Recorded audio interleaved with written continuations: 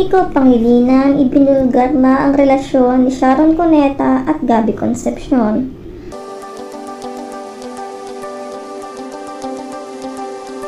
Marami ang nagulat sa issue tungkol sa hiwalayan ng mag-asawang Sharon Cuneta at Kiko Pangilinan.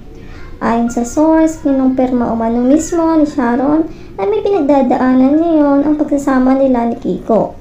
Hindi umano lubos akalain ni Sharon na sa tagal ng pagsasama nilang mag-asawa, mauuwi din sa hiwalayan ang lahat. Pilit umano nilang isinasalba ang kanilang relasyon ni Kiko, ngunit hindi umano alam ni Sharon kung hanggang kailan nila ipagpipilitan ang relasyon na sira na. Minahal at inalagaan umano ni Sharon si Kiko.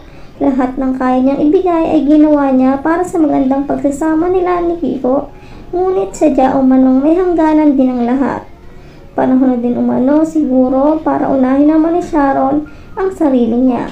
Samantala, ayon sa source, may lalaki umano si Sharon kung kaya nagpasya si Kiko na tapusin na ang kanilang relasyon. Hindi umano lubos akalain ni Kiko na magagawa itong lokohin ni Sharon gayong masaya na ang kanilang pamilya.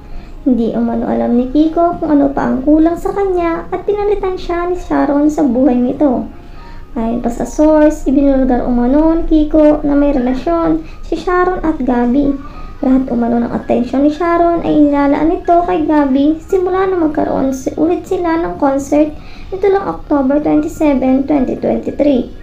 Kahit hindi umano aminin ni Sharon, mababasa umano ni Kiko sa mga mata ni Sharon na masaya ito pagkasama nito si Gabby.